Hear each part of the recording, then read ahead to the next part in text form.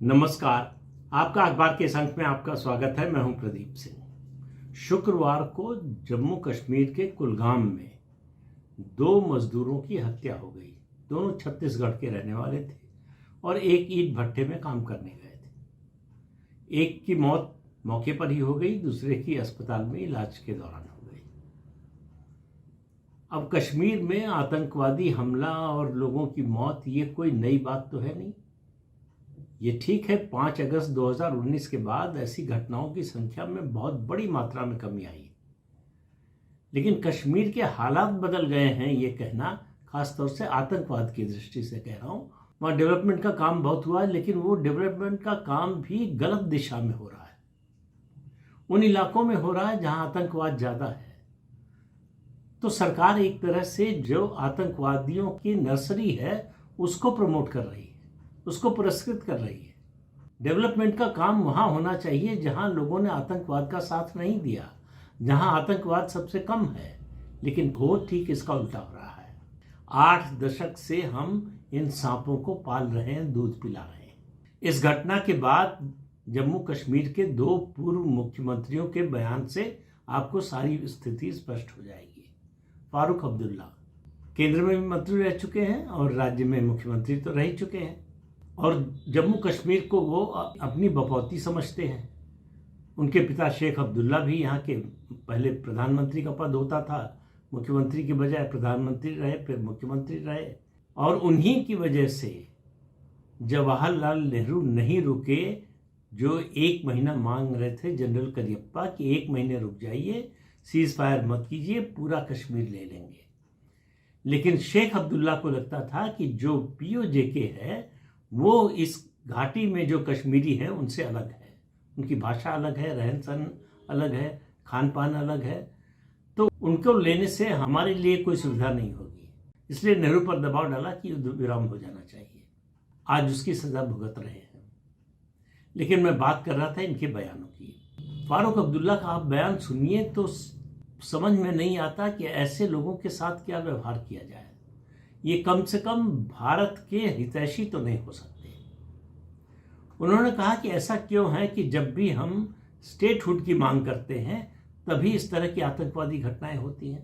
इसका मतलब आप समझ रहे हैं, बहुत ही गंभीर आरोप है। वो सीधे सीधे आरोप लगा रहे हैं केंद्र सरकार पर कि केंद्र सरकार ने ये आतंकवादी घटना करवाई है, जिससे पूर्ण राज्य के दर्जे की मांग जो है वो दब जाए। अब इनको मालूम नहीं है कि इसके लिए केंद्र सरकार को ये सब करने की जरूरत नहीं है। केंद्र सरकार पूर्ण राज्य का दर्जा देगी नहीं, जैसे कर्म है तुम्हारे। वो चुनाव हो गया विधानसभा का, यही बहुत बड़ी गलती है, जिसके लिए मैं तो हमेशा से जो है वो सुप्रीम कोर्ट को जिम्मेदार मानता हूं। इस तरह का बयान कोई पूर्व मुख्यमंत्री या कोई जिम्मेदार नेता कैसे दे सकता है? वो कहना क्या चाहते हैं? वो क्या ये कहना चाहते हैं कि जब तक पूर्ण राज्य के दर्जे की मांग नहीं थी, या जब पूर्ण राज्य था जम्मू कश्मीर, तब आतंकवाद की घटनाएं नहीं होती थी? अगर उस समय न हो रही होती और आज शुरू हो गई होती तो फिर भी उनके तर्क पर एक बार विचार करने की बात होती। लेकिन दरअसल ये केंद्र पर आरोप लगा रहे हैं, उससे बड़ी बात है ये आतंकवादियों को कवर दे रहे हैं कि कोई पाकिस्तान का नाम ना ले। सबको मालूम है, ये बात स्पष्ट हो चुकी है।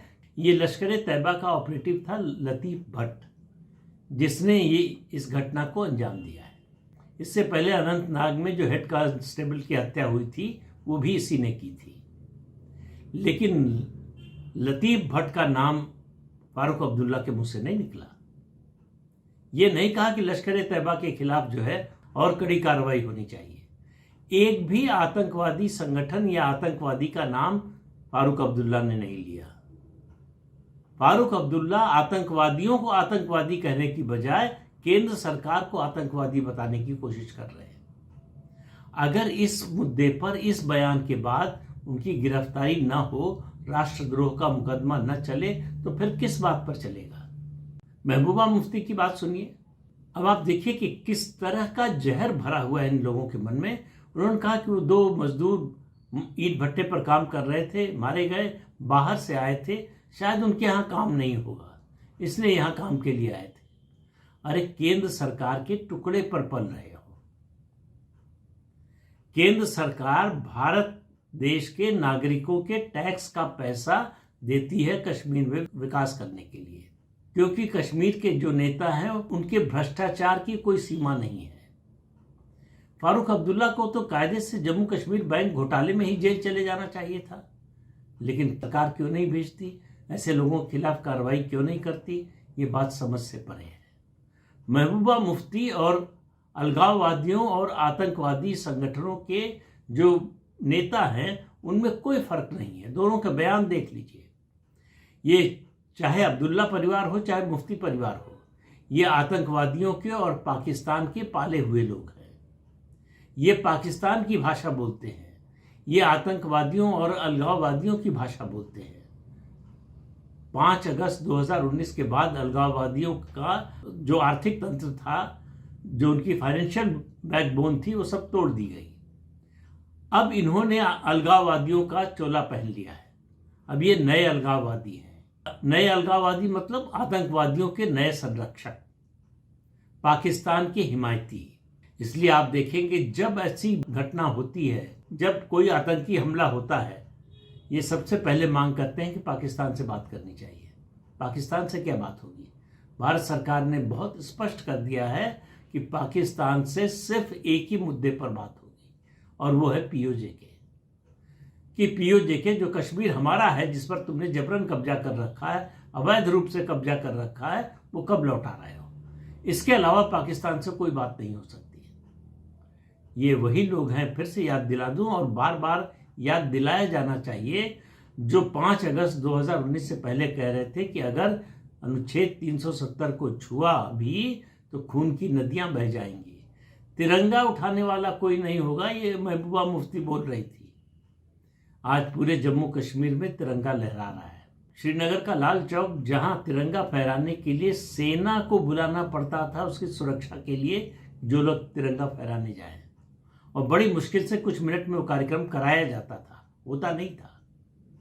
आज लाल चौक पर तिरंगा लहरा रहा है। वही इन लोगों के लिए समस्या का कारण बना हुआ है। इनको लग रहा है कि पूर्ण राज्य का दर्जा मिले, पूरा एडमिनिस्ट्रेशन और पुलिस हमारे कब्जे में आए तो हम आतंकवादियों को और बढ़ावा दें।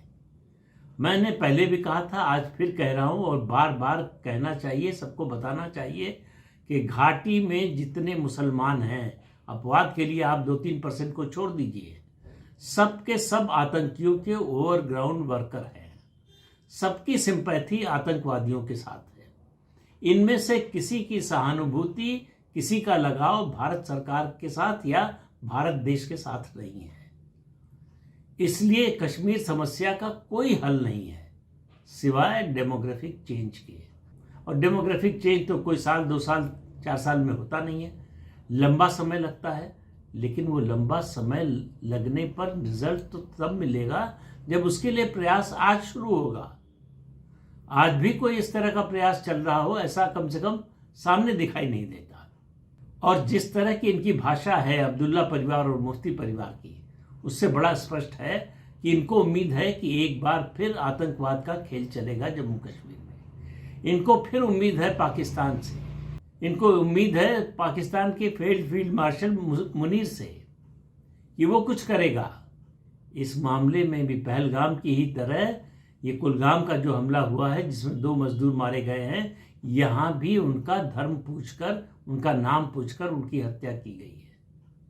चाहे फारूक अब्दुल्ला हो, चाहे महबूबा मुफ्ती हो, किसी ने नहीं कहा कि आखिर हिंदुओं को क्यों मारा जा रहा है, धर्म पूछकर लोगों की हत्या क्यों की जा रही है।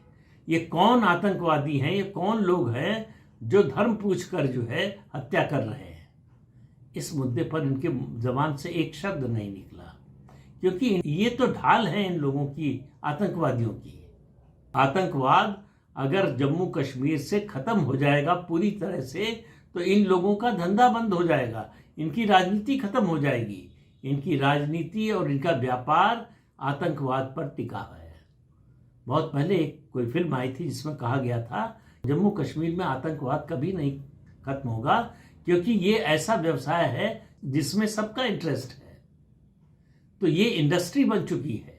उस इंडस्ट्री को तोड़ने का बड़ा गंभीर प्रयास तो केंद्र सरकार ने किया है, लेकिन पूरी सफलता नहीं मिली है, क्योंकि जो समस्या है उसकी जड़ को हम पहचानने को तैयार नहीं है।